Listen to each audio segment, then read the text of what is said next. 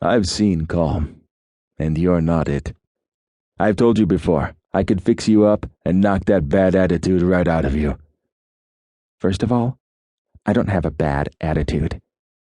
Except with him. He provoked the worst in her. Second of all, I thought I made myself clear that you're not my type. You've never tried my type. How do you know what I've tried? Ronnie asked, knowing she entered dangerous waters with the direction of the conversation, but unable to stop the slide into the unknown. He sucked air between his teeth.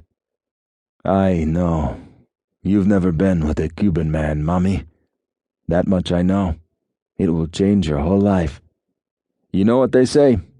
Once you go Cuban, you never go back. He chuckled to himself, rubbing a hand over his shirt, and she couldn't help but notice his massive hands and broad chest. That's not the saying. It is now. His voice was low when he spoke next. I keep telling you, a little horizontal salsa will do you some good.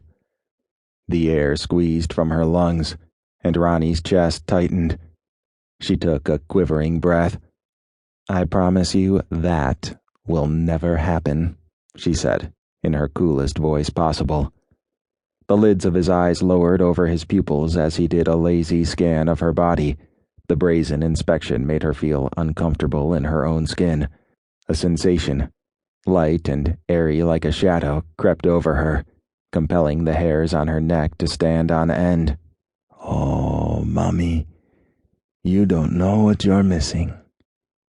Not even if pigs fly and hell freezes over. Icicles dripped from her voice. So that's a maybe? She laughed a little. If there was one thing she could say about Diego, he was consistent. For over a year she'd had to deal with his lascivious smile and cavalier attitude.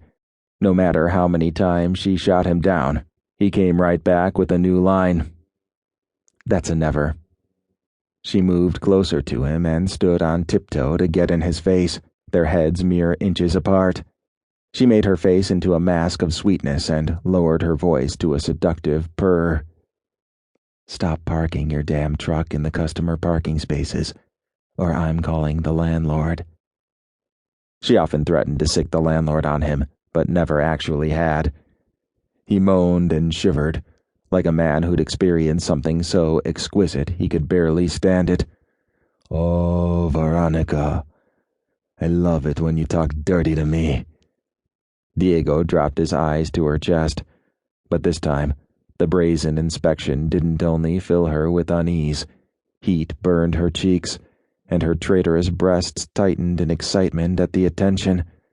Fortunately, he couldn't see their reaction under the loose-fitting gray overalls. Ronnie curled her fingers into fists. There was no getting through to him. Ugh! She swung around and stormed away. Yanking open the door, she hurried inside her shop. The sound of his amused laughter only disappeared when the door finally closed behind her.